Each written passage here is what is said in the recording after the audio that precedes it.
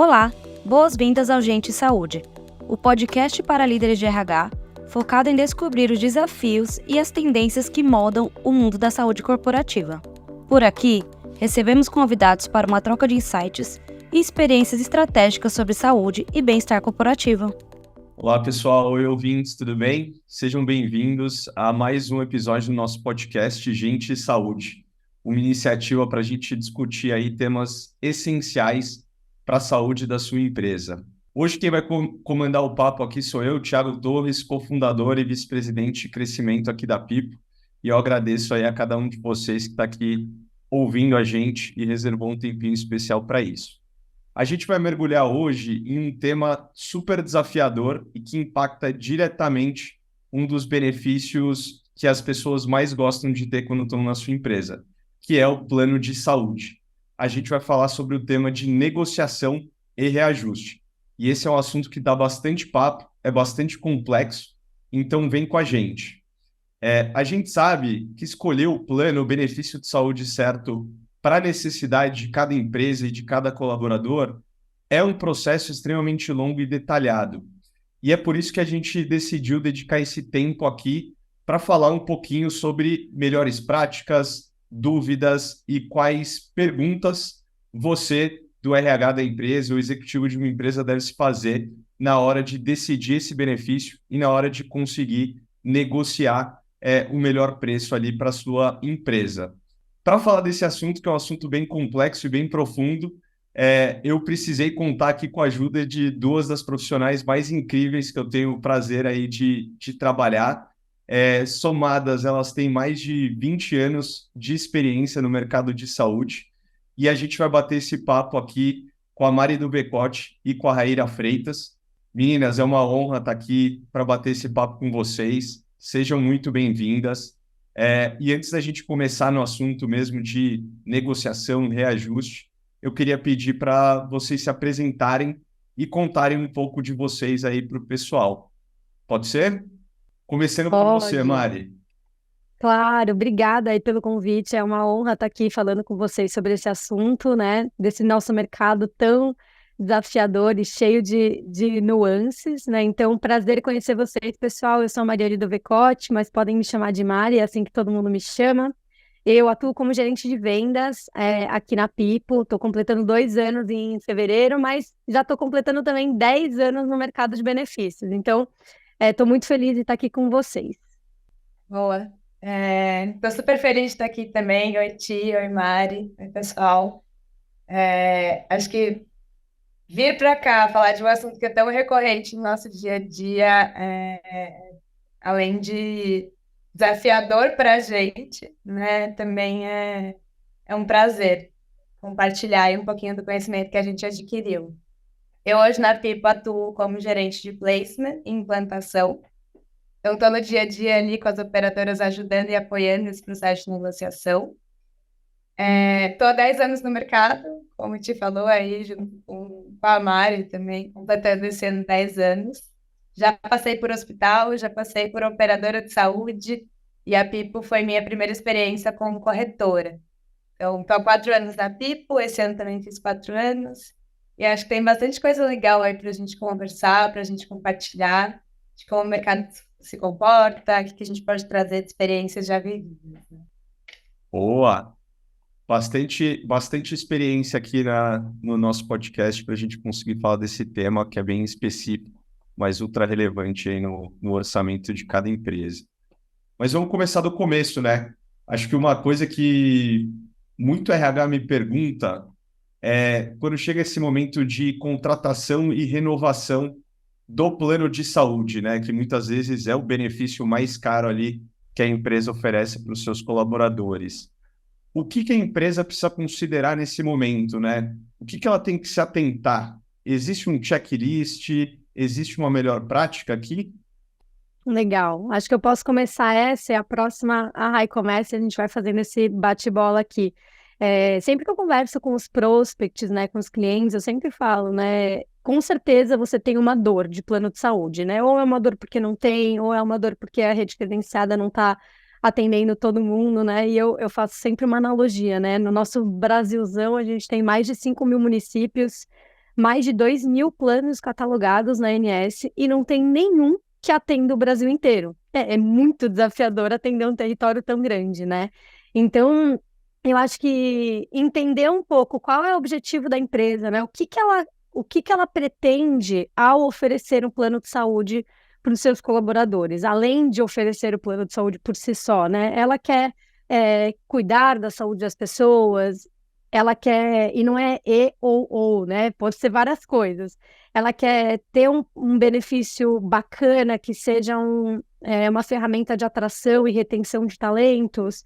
Ela quer, de forma interessante, oferecer uma rede para os colaboradores e para os beneficiários dela. Então, se ela tem um plano de saúde hoje, provavelmente ela tem uma determinada dor. Se ela não tem um plano de saúde hoje, provavelmente ela tem uma dor diferente. Mas é muito importante essa conversa, quando a gente está falando com um prospect aqui na People, de entender, né, quais são os motivadores de oferecer um plano de saúde hoje, né? Então, acho que é um pouco disso que eu queria falar e passo a bola para a Rai continuar aqui a minha linha de raciocínio. Boa, Mari. Eu acho que tudo isso que você está falando a gente chama de briefing aqui dentro e no mercado, né?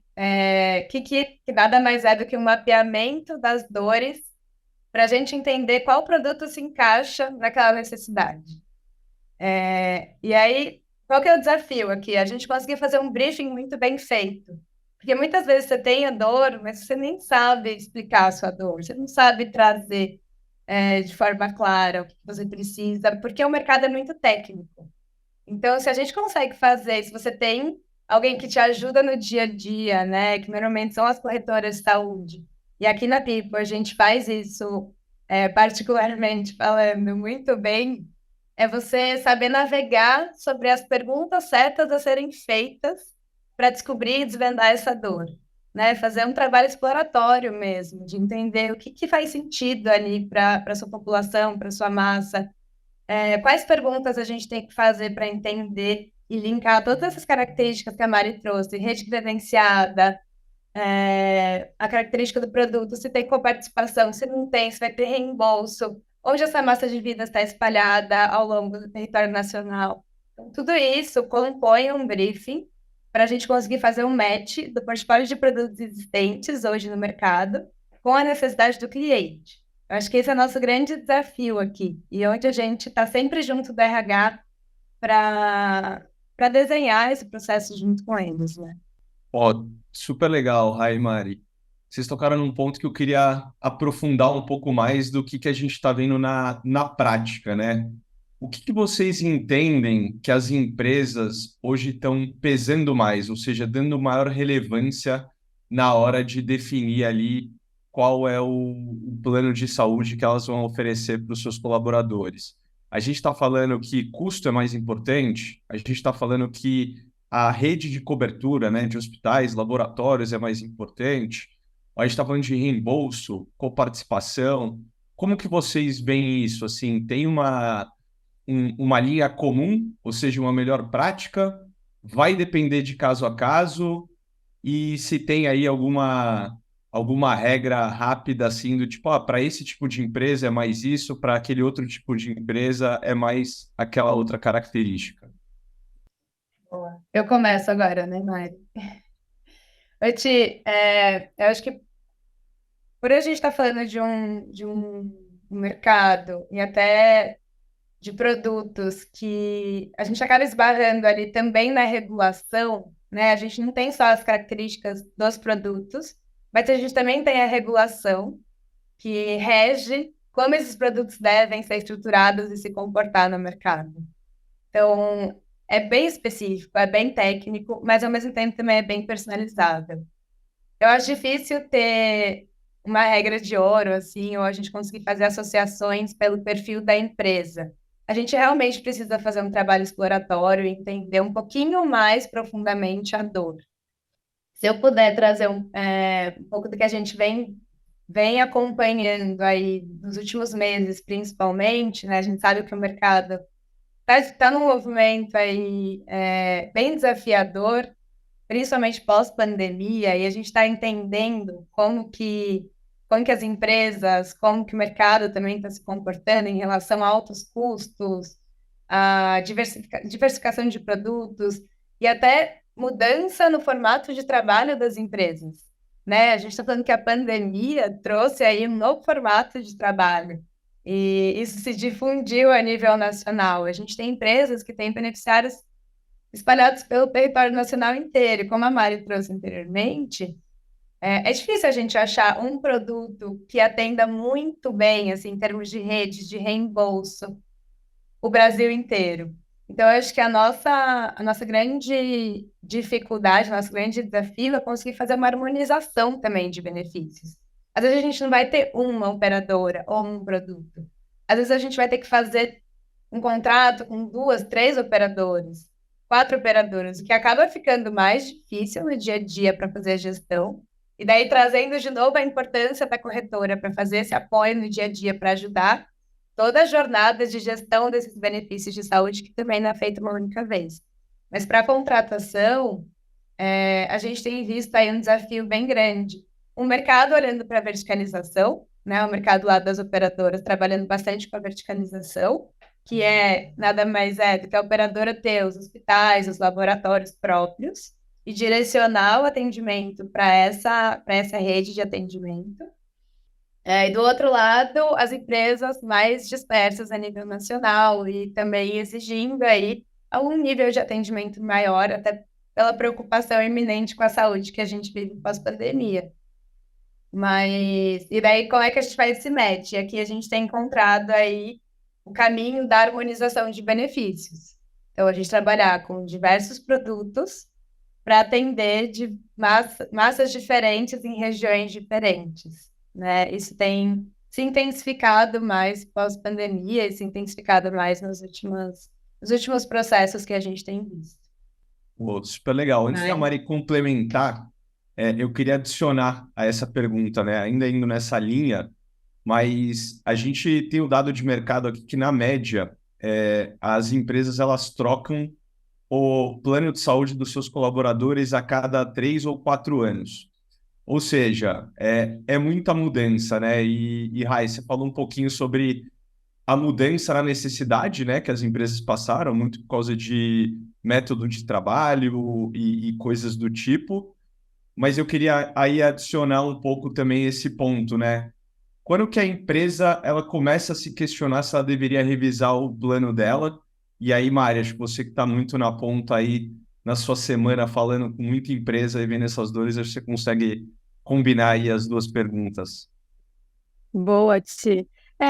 Enquanto vocês estavam falando e enquanto você fez a primeira pergunta, né, só vem na minha cabeça custo, custo, custo, custo, custo, né? Porque no final do dia, assim, por mais que a empresa tenha a maior das boas intenções de oferecer um super plano de saúde, a gente sabe que o plano de saúde ainda é o segundo maior custo da empresa, né? A gente ouve isso, eu ouço isso há 10 anos, né? E eu acho que isso não vai mudar. Quem sabe um dia até vai passar o custo de folha, né? Então, primeiro custo folha, segundo custo plano de saúde, é uma bola de neve, né? Que vem crescendo com volume de fraudes, com volume de utilização, enfim, o comportamento das pessoas mudou muito com relação ao autocuidado também com a saúde, que eu acho que foi um aprendizado que a gente teve com relação à pandemia, né? Infelizmente, todo mundo conhece alguém que perdeu alguém na pandemia, né? Ou alguém perdeu mais proximamente ainda. Então, hoje o que eu vejo na maioria das negociações que eu começo aqui com o meu time e as que eu toco é custo, né? E esse custo não é só a mensalidade do plano de saúde, né? E sim a sinistralidade desse plano, né? Então, talvez eu esteja falando algumas palavras aqui um pouco complicadas, mas trazendo aqui para um vocabulário mais, eu brinco, né, de quinta série, que foi quando eu entrei no mercado, eu aprendi a entender um pouco como é que funciona, né? Eu tenho um plano de saúde que é pré-pago, né? Então eu tenho um valor fixo de uma fatura R$100.000 por mês, por exemplo. Todo mês eu pago esse valor, independente do quanto que eu usei naquele mês. Né? Então, num determinado mês, eu posso ter usado 50 mil, no outro mês eu posso ter usado 100 mil, no outro mês eu posso ter usado 1 milhão, com uma internação de 15 dias numa UTI, por exemplo. E o custo, né? Essa conta, ela chega depois dos 12 meses. né, via reajuste. Então, como que eu faço para, através dos dados de saúde e de um controle dessa utilização, que a gente chama aqui de sinistralidade, tornar esse meu contrato mais sustentável, né? Porque por mais que eu tenha a melhor das boas intenções de oferecer como empresa um benefício que, imagina, né? A nossa população brasileira, 80% das pessoas que têm plano de saúde hoje tem através de um CNPJ. Né? Então, olha só o quanto de pessoas que usam planos empresariais no Brasil. Se eu quero continuar oferecendo esse plano de saúde para as pessoas, como é que eu posso também, como empresa, ser mais sustentável financeiramente para esse plano? Então, ouvir o colaborador, com certeza, é uma grande opção, né? Uma pesquisa de ação interna, ver como é que as pessoas estão, mas eu também preciso compartilhar um pouco dessa responsabilidade de uma utilização mais consciente, de repente colocar uma coparticipação no plano, entender um pouco o que o mercado tem feito, né? Um pouco do que a Raíra falou. Eu estou num plano que eu já ofereço plano nacional para todo mundo. Será que eu preciso oferecer plano nacional para todo mundo? Eu tenho 1.500 vidas. Será que eu não tenho planos regionais um pouco mais em conta que vão atender tão bem determinados grupos na minha massa de pessoas? Então, eu vejo o custo como, né, uma camada de dor aqui bem, bem forte. E eu vejo assim uma grande evolução no mercado com relação à análise de dados desde que eu comecei. Assim, eu lembro que quando eu comecei não tinha nem LGPD, gente, imagina. Era uma coisa de louco. Eu recebia no meu e-mail os top usuários, os nomes das pessoas. Eu falava, gente, socorro, eu não quero saber que essa pessoa tem câncer. Eu não sou médica, né? Então, hoje a gente tem uma camada de segurança muito maior.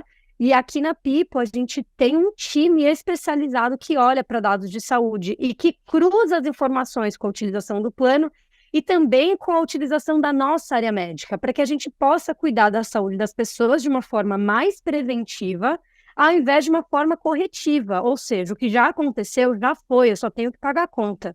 Eu não tenho o que fazer sobre o que já aconteceu. Se foram 10 bariátricas, 20 UTIs neonatais, passou. Mas o que eu posso fazer para as outras 50 gestantes fazerem o pré-natal certinho, para que, de alguma maneira, eu possa evitar uma UTI neonatal lá na frente? Né? Então, eu acho que eu consegui linkar um pouco aí das suas perguntas, Ti, mas me fala se você tem mais alguma dúvida sobre esse ponto ou se a gente vai para o próximo já.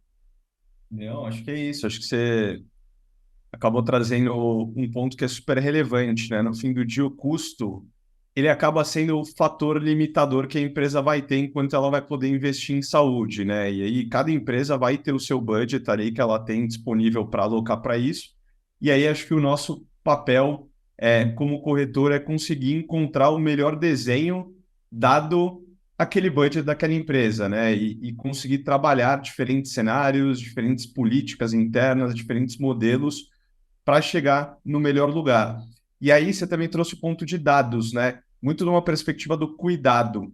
Mas eu queria entender como que esses dados que a gente tem acesso, tanto de utilização dos planos de saúde, quanto da nossa área médica, eles ajudam na hora de conseguir uma boa negociação com a operadora, com a seguradora de saúde. E aí acho que é uma coisa que a Raíra vê todo dia aí na área de placement, que está ali negociando cada contrato com as principais operadoras do país.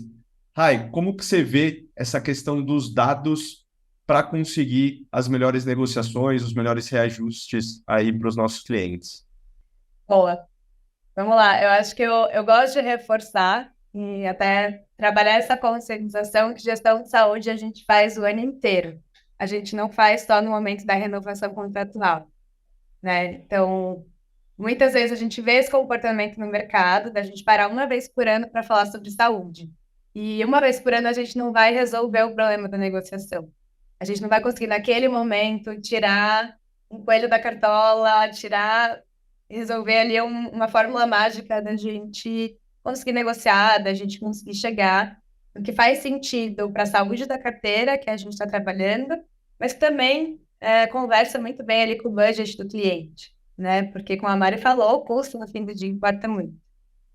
Então, os dados, eles são essenciais para a gente conseguir fazer essa gestão o ano inteiro, né? Principalmente empresas aí maiores, que são consideradas porte G, né, portes maiores, acima de 100 vidas, essas empresas têm acesso a dados abertos de custo, protegidas pela LGPD, com toda uma segurança muito maior hoje em dia, né, do que a gente tinha no passado por trás.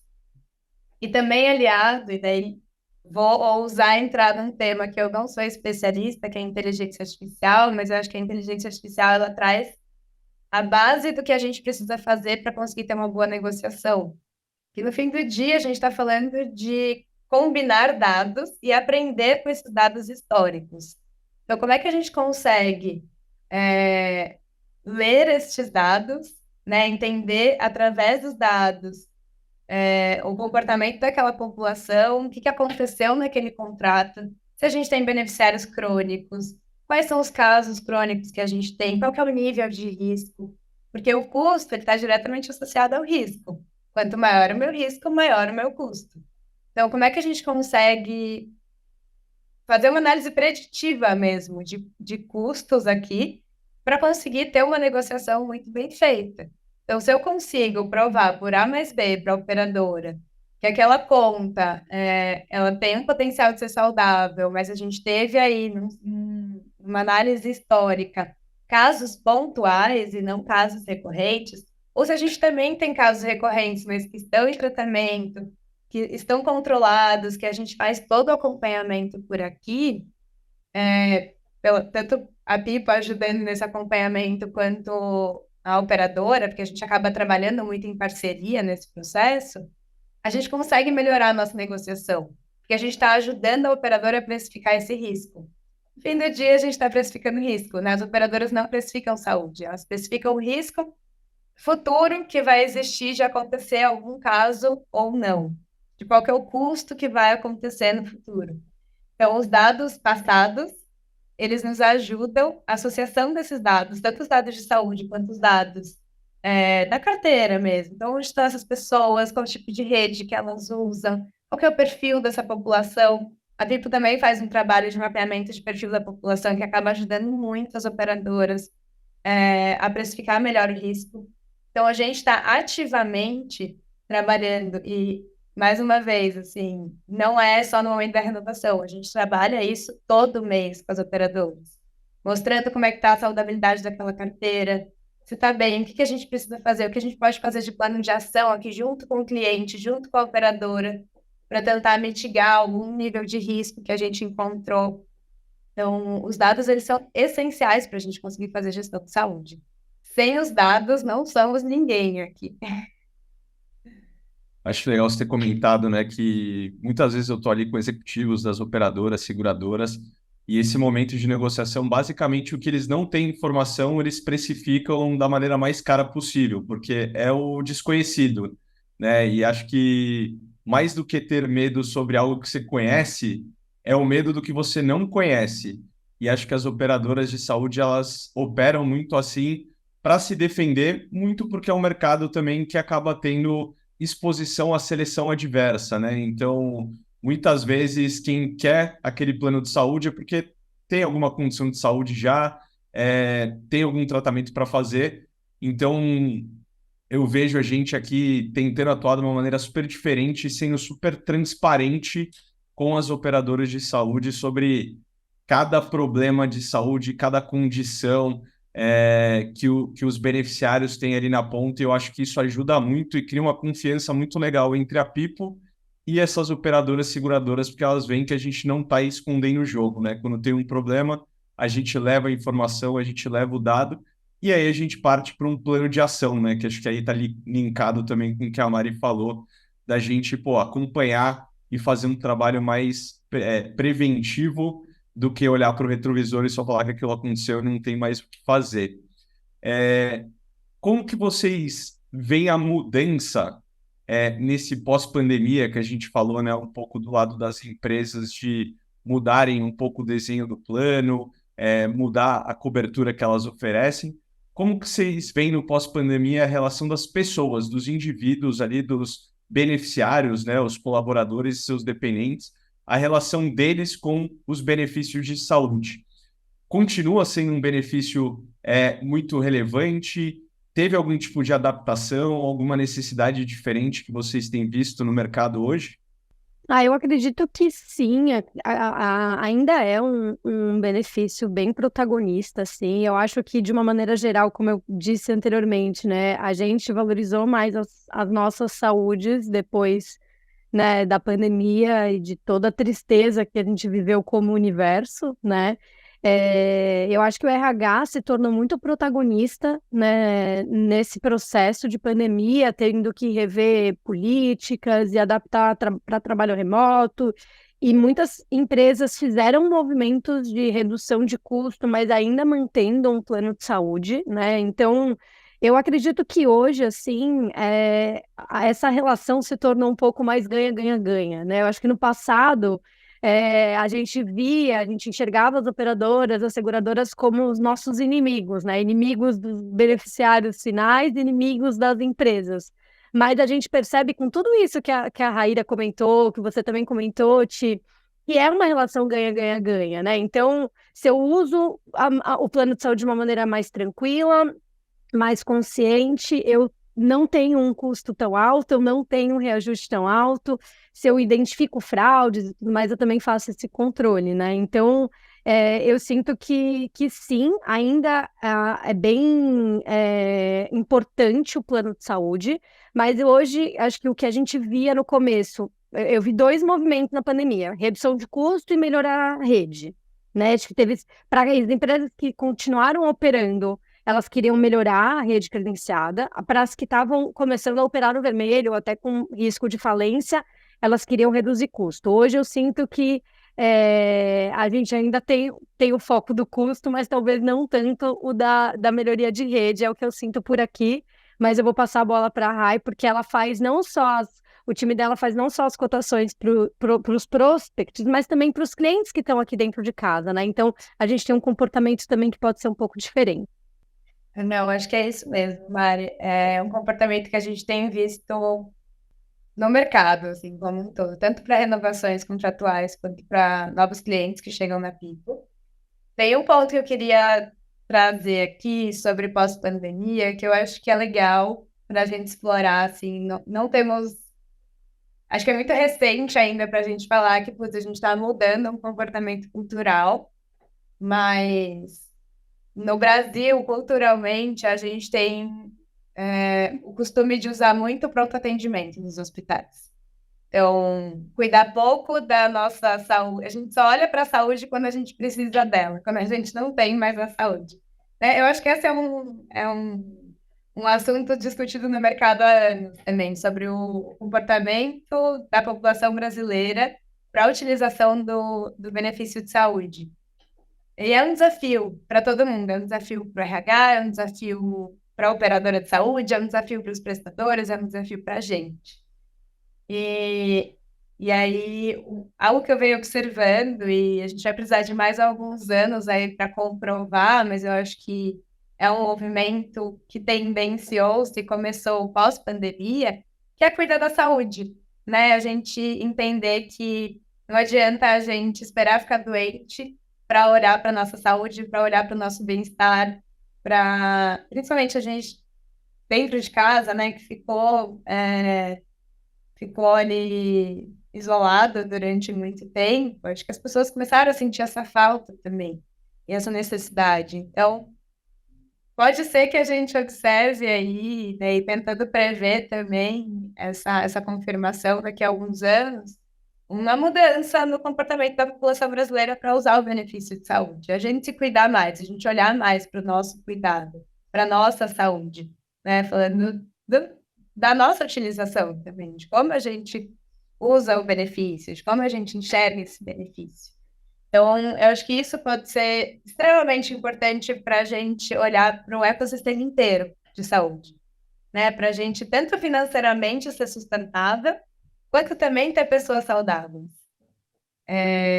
Não acho que a pandemia foi boa e não quero trazer isso aqui, essa discussão para cá, para esse lado, mas eu acho que a gente pode sim enxergar no médio, longo prazo uma mudança de comportamento para que as pessoas cuidem e valorizem mais a saúde, né? No fim do dia, todo mundo deseja saúde para todo mundo, mas a gente olha pouco para ela, assim, no dia a dia.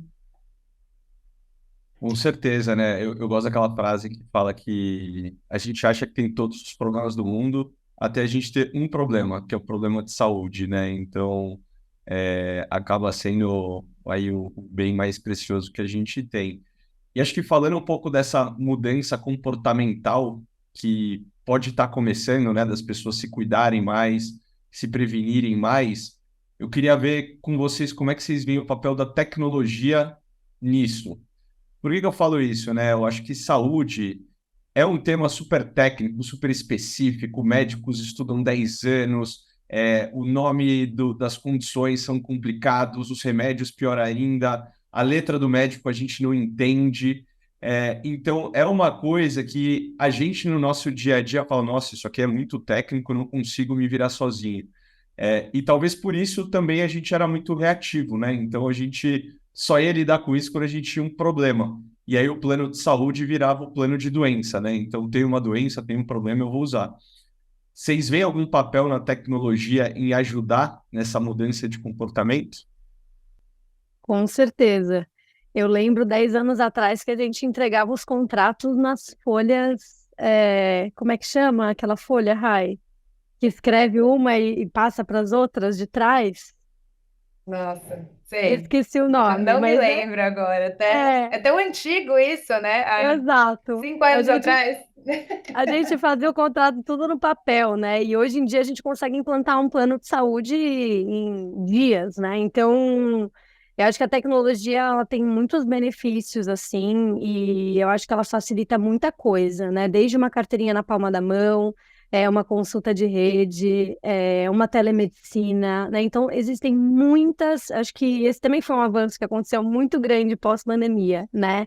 E muitas coisas que a gente ainda absorve, como nós aqui estamos falando, cada um num lugar do Brasil, numa reunião, ao mesmo tempo, conversando sobre um tema tão importante. Então, eu acho que a tecnologia ela é muito positiva para o mercado que é tão tradicional, né? A gente conversa aí, a gente vende, né, planos de saúde que tem mais de 100 anos, né? Que tem mais de 50 anos, né? As operadoras são empresas mais tradicionais e muitas delas têm buscado também é, se desenvolver, criar tecnologias. A gente tem parcerias muito boas aqui, temos uma plataforma integrada com os sistemas de algumas dessas operadoras.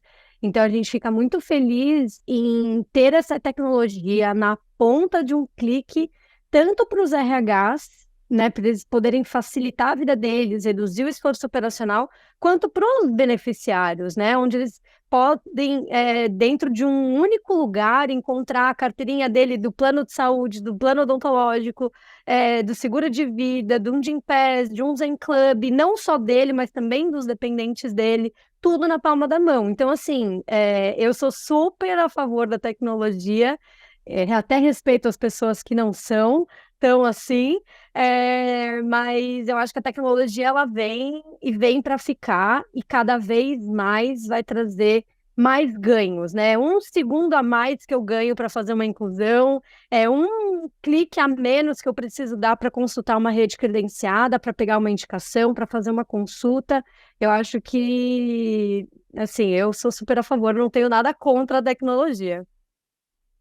Ô, Rai, para você pegar o gancho, você vê impacto desse aumento de tecnologia na hora de negociar com a operadora, na hora de fazer um estudo de mercado? Acho que a Mari deu um exemplo de uma implantação, né? Que antes era no papel, agora é uma troca de arquivos toda digital.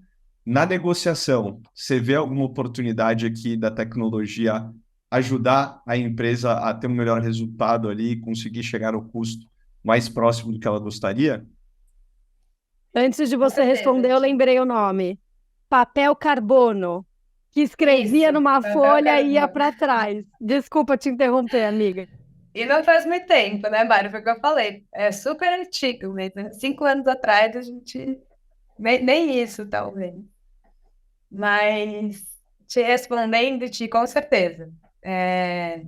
Eu acho que a gente volta para o assunto de dados, né? A tecnologia, ela ajuda muito, obviamente, a gente transformar também processos que eram mais burocráticos e operacionais, em processos mais ágeis e eficientes. Então, a gente ter trocas mais rápidas, a gente dá acesso ao plano de saúde mais rápido, como a Mari trouxe. Mas quando a gente está falando da negociação em si, a gente precisa de embasamento, né? E o embasamento ele vem através do dado. E a tecnologia ela entra aqui. Voltando para o assunto também, que eu não sou expert, mas a gente tem olhado muito para isso aqui, porque é a inteligência artificial, e eles conseguem, através da inteligência artificial, a gente consegue fazer um match de informações, de dados que a gente tem numa base de dados muito grande, cruzar informações, cruzar dados, e essa inteligência aprender comportamentos e chegar mais perto de uma predição menos com um risco menor, né? Mitigar o risco que a gente está precificando. Então, se a gente consegue ter muita visibilidade sobre o comportamento daquela população, naquela região, com determinado perfil, a gente vai conseguir negociar muito melhor. E eu acho que tem um ponto também que a tecnologia já está ajudando, que é trazer novas soluções de mercado de benefícios mesmo, que vem complementar o plano de saúde, né? Então, a Mari trouxe Gympass, Zenplano, Vitude, várias empresas que estão trabalhando em saúde mental, bem-estar, que a gente também é super parceira aqui na Pipo, que acabam ajudando a trabalhar a saúde da população que a gente está trabalhando. Empresas que estão usando tecnologia para fazer isso, para facilitar esse acesso, para estimular as pessoas a se cuidarem, a cuidarem da sua saúde. Então, como é que a gente consegue entender ali qual que é o impacto dessas tecnologias, desses benefícios que estão no pacote de benefícios associados ao plano de saúde, à negociação do plano de saúde em si, né? Eu acho que a gente está caminhando para esse lugar e a gente está olhando muito intensamente aqui para isso. Porque, com certeza, já é uma revolução. A gente já está vivendo isso.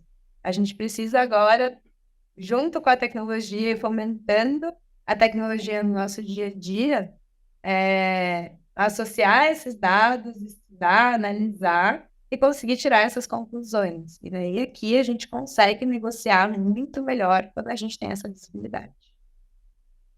Pô, super legal.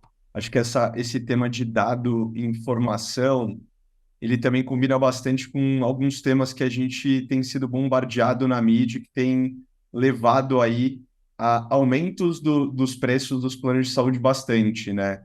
Então, falando um pouquinho de fraude, aumento de custo de procedimento, a própria inflação, tudo isso acaba entrando na conta ali que a operadora coloca na hora de reajustar um contrato, né? Então, a tecnologia pode ajudar muito a gente a identificar esses comportamentos eventualmente não corretos, até para a gente conseguir direcionar as pessoas ali para o cuidado certo e mais eficiente. Mas eu queria perguntar para vocês quais alavancas a empresa tem na hora que chega ali uma proposta de reajuste para ela. O que ela pode fazer?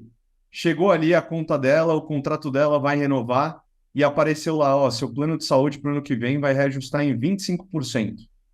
Que alternativas que ela tem para lidar com isso? Hoje, para mim, Mari, boa, tá bom. Essa é a resposta de ouro aqui também, né, Ti? Eu vou bater nesse assunto, mas gestão de saúde não se faz uma vez só no momento da renovação, para não se ter surpresas também. Então, na hora que chegar a cartinha de reajuste, a informação que a gente vai começar efetivamente a negociação, né, que normalmente são os momentos mais tensos ali de qualquer relação de parceria existente, não ter nenhuma surpresa. Então, se o cliente já sabe que o sinistro dele, que o custo dele está muito maior do que ele tem gerado de receita, do que ele está pagando de benefício, ele vai conseguir se programar, vai conseguir se preparar. Se a gente sabe que aquela conta está alta por determinado motivo, foi um caso específico, a gente consegue negociar melhor. Então, Eu acho que o primeiro ponto, o primeiro passo é fazer gestão de saúde o ano inteiro. Então, se preocupar e ter alguém, um parceiro ali do dia a dia que vai te puxar para fazer isso, porque a gente sabe também que o dia a dia do RH é super desafiador, né? Ele não olha só para o benefício de saúde, tem vários outros grandes desafios para cuidar do dia a dia. Então, é importante ele ter um parceiro, uma corretora parceira que vá ajudar e vá dar esse push para que todo mês ele esteja ali olhando para a evolução da carteira dele, entendendo como que os custos estão evoluindo, como que o sinistro dele está se comportando, para quando chegar no momento da renovação já ter um plano de ação desenhado. Mas chegou o momento de renovação e a gente precisa aqui tomar as decisões, tem alguns mecanismos principais, né? Então, óbvio, analisar dados e ter muito, muito bem detalhado ali em que momento que você está de sinistro, se você realmente está com sinistro muito acima da meta contratual, e se você tiver, quais são os gatilhos que a gente vai usar de negociação para a gente conseguir chegar no budget atual, e daí esses gatilhos, eles podem ser ir a mercado, cotar mercado, então entender qual que é o preço que as outras operadoras estão praticando para aquela equivalência de benefícios que ele tem, para entender também qual que é a comparação do benefício dele com o mercado, né? Entender se ele está realmente pagando muito menos do que deveria pagar, se a conta está muito longe do que deveria ser. Esse é um dos principais mecanismos.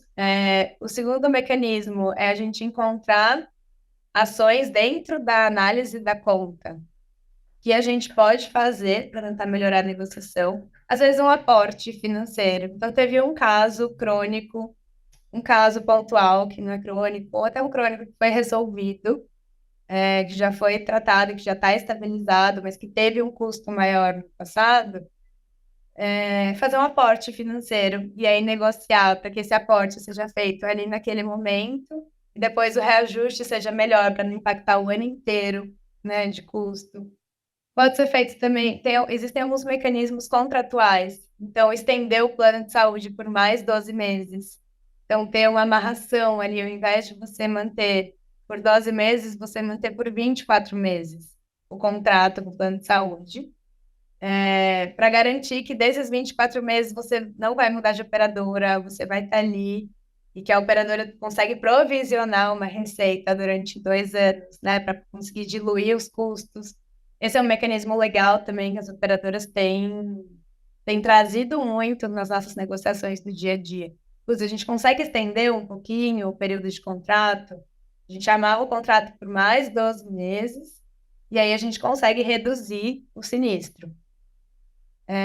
Acho que esses são os principais, assim, se eu puder elencar os top 3 que a gente faz aqui, que a gente vivencia, são esses. Resumindo, primeiro é cotar mercado, entender como é que está o seu benefício perante o mercado, né, no cenário atual, porque a gente está olhando para o custo que foi feito lá 12 meses atrás. O segundo é entender na conta, em dados históricos, se existe ali algum custo que saiu muito do padrão e que a gente pode oferecer um aporte para tirar esse custo da conta e a gente manter um sinistro mais controlado para fazer a negociação. E o terceiro é a gente amarrar o contrato por mais 12 meses, né? Então, falar, ao invés de ter 12 meses, 24 meses, para que o cliente permaneça mais tempo na operadora e ela consiga diluir melhor o risco. Acho que a resposta da Rai já foi bem completa, né? Eu tinha até pensado aqui, uma corretora parceira para que você não tenha uma surpresa. Ela já falou isso logo no começo, né? Eu acho que esse é um principal ponto também. E também uma análise profunda das pessoas crônicas, né? Então, dos casos mais custosos, dos top usuários, né? São coisas recorrentes, são coisas que já foram resolvidas, né? As pessoas que tiveram esse pico de utilização ainda estão no plano, né? Então, tudo isso também pode servir como argumento na hora de fazer uma negociação, né? E, de novo, a tecnologia, né? Porque aqui na Pipo, não sei como é que é nas corretoras que vocês têm por aí, mas aqui na Pipo, dentro da plataforma, você consegue acompanhar a sua sinistralidade mês a mês. Então, você nunca vai ter uma surpresa de como é que está a sua sinistralidade versus o seu prêmio, versus o seu break-even. Então, isso também te dá um pouco mais de segurança, sem que você precise ficar pedindo para a corretora te mandar tudo isso. Obviamente, tem a nossa área médica que vai trazer tudo mais detalhado para vocês, mas a gente também tem isso na nossa plataforma, né? Então, você nem precisa esperar o relatório chegar para você poder analisar esses dados, né? E também uma coisa que eu acho que pode ser importante, de algumas coisas que já ajudaram a gente com algumas negociações aqui que a Rai não comentou, mas que eu vou complementar, que seria uma auditoria mesmo, né? Será que os maiores custos dos top prestadores, né? Será que eles são verídicos? Né? Será que eventualmente não tem alguma fraude, né? A gente tem visto aí, para quem tem Sul América como nós aqui na Pipo, né? A gente recebe dia sim, dia também, uma informação sobre reembolso duplicado é fraude e tudo mais. Esse é um comportamento que muitas pessoas faziam sem saber que era fraudulento, né? E a gente pega casos de clínicas de Botox, colocando reembolsos em CPFs de pessoas e pegando login de beneficiários. E isso parece pequeno, mas impacta muito na sinistralidade dos 12 meses. Então, a Rai falou uma resposta completa e fiquei, meu Deus, onde que eu vou para complementar aqui? Mas eu trouxe esses complementos aqui para vocês, para a gente já ir para o encerramento da nossa conversa. E foi perfeita, Mari. O mercado está olhando para isso intensamente, assim, essa colocação foi perfeita. E acho que, só complementando, acho que também um dos gatilhos mais de curto prazo que às vezes a empresa pode estar disposta a fazer é mudar um pouco o desenho do benefício que ela oferece para os colaboradores, né? Então, dividir mais o risco com seus colaboradores, ou seja, incluir uma coparticipação, aumentar, né, o percentual de coparticipação, pode ser definir uma nova política de elegibilidade, ou seja, diferentes cargos têm diferentes planos e tudo mais. Tudo isso são alavancas ali que mudam o desenho do plano e podem ter um benefício financeiro. Mas aí você também entra numa discussão de o que você oferece de benefício para o seu colaborador. E aí pode ser uma mudança bem grande no dia a dia, tem que ter muita comunicação e tem que ser feito de uma maneira super transparente para que isso também não frustre ali seu time. Mas queria pedir aqui agradecimentos aqui a Mari e a Rai. Acho que foi um mega papo super legal, bastante troca, com certeza muita experiência aqui sobre o mercado de saúde, sobre esse momento de renovação e negociação. E eu queria, antes de despedir aqui, dar uma notícia bacana, que esse conteúdo, além de estar disponível em podcast, vai estar disponível no nosso canal do YouTube. Então, se alguém quiser compartilhar, fica à vontade para mandar via áudio, via vídeo. A gente acha que isso tem que ser compartilhado, que esse é um mercado que é muito opaco e que a gente quer tornar ele mais transparente, mais simples, com mais informação. Então, queria agradecer muito vocês duas e também falar que a gente se encontra aí nas próximas edições do nosso podcast. Qualquer busca de informação sobre o mercado de saúde, conta com a Pipo Saúde. Muito obrigado. Muito obrigada, foi uma honra. Obrigada. Obrigada, Ti. Obrigada, Mari.